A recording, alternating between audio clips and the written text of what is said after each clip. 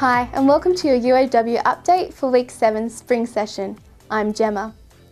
The University's Vice-Chancellor Gerard Sutton has accepted the challenge of employment advocate for Wollongong.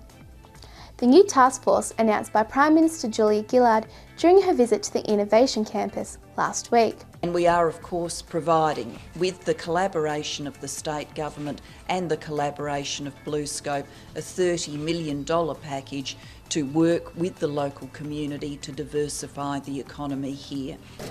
Professor Sutton says it's an opportunity for the region to prove it can stand on its own 2 feet. The program is aimed at providing that stimulus to the region so that businesses invest in themselves and we see the regions make great opportunities from one of these very great periods of difficulty. These are difficult days, but I am optimistic that we will see a bright future here and we will see a strong future for steel making and manufacturing around Australia. Meanwhile, the Premier has continued the high-profile visits to the Innovation Campus. Barry O'Farrell opening the new $40 million IC Enterprise 1 building. Look, we want to have a diverse economy in the Illawarra. We want to ensure that despite last week's announcement, people not only see a future for manufacturing, mining and agricultural jobs, but also for those new emerging jobs existing. So this facility, which will ultimately house 800 people, 400 new jobs, is a sign of growth within the region, a sign of the strength of the region's economy, and is one of those things that will help us get through this period.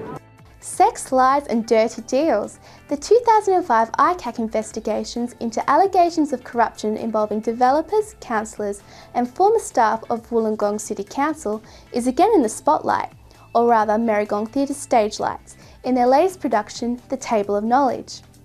Sam Willis was there for the opening. The play is a frank and innovative account of the inquiry and its subsequent fallout. While you may think you know what went on, it depicts some of what you didn't see. There's dimensions of the story that people don't see in the Illawarra Mercury. We have selected key things, key moments. The script is almost entirely formed by excerpts of the inquiry's transcript, and what was said may surprise you. Sometimes you hear people say things and you can't really believe, did they say that? Did they really say that? We've been very faithful to the transcript and to the actual words of people who spoke in the ICAC. With the council elections this past weekend, the timing couldn't be more perfect. But the production crew assures us that it's merely a coincidence. And hopefully the show itself and the coincidence with the election allows people to renew their interest and focus in the council and how it works for Wollongong. Sam Willis, UOWTV. While the world of online and video gaming is usually reserved for men, former UOW student Rebecca Fernandez has made a virtual splash overseas. She's the only Australian selected for an exclusive gaming experience.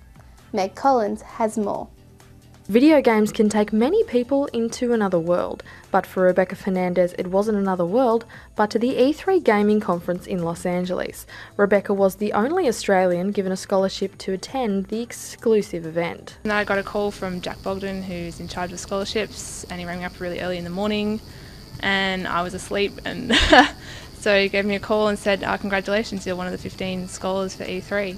The conference was host to the big names of the games industry, an experience which will stay with Rebecca. Yeah, just going to all the press conferences was amazing because you get to see what kind of money goes into games and comes back into games. Since E3, Rebecca has returned to Wollongong, starting up a games company of her own. Made me think, well, maybe I'm actually quite good at this after all. It's not just me thinking that I'm fantastic, it's actually other people think that I'm actually not bad, so it gave me the confidence to actually start up my own company and to go about making games. Not only was Rebecca the only Australian selected, she was just one of 2 females, with recent trends showing that 56% of women are playing games. As a female programmer, Rebecca is a sought-after asset. As soon as I say to someone, oh, I'm a programmer, all of a sudden they're very interested and they think, oh, female programmers, we need more of those, and they try and get you involved in things, which is really nice. Meg Collins, UOWTV. A UOW swimmer has clinched gold at the University World Games in China. 19-year-old public health student David McKeon swam to victory in the 400-metre freestyle. It was a really great achievement for myself because both my parents have both been to the World Uni Games, and from what I've heard, to win gold there is bigger than winning Commonwealth Games gold because it's the whole world, other than just the Commonwealth. So yeah, and second best at the Olympics, they say, so yeah. He was also part of the National University 4x200 metre freestyle relay team that snared bronze.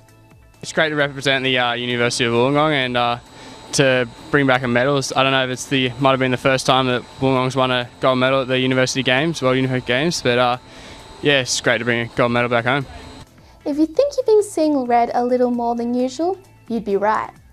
The university's Health Over Wealth Society declared last week Red Week to raise HIV/AIDS awareness. Red Week and Red Party is run by WOW, which is Wollongong University Health Over Wealth. We're out on campus all week talking to everyone, and the response has been really, really good. This year the proceeds are going to the Bobby Goldsmith Foundation, and so that's an organisation just outside of Sydney that helps people with HIV/AIDS. They provide financial support for things like medications if they can't afford the medications, and they also provide emotional support.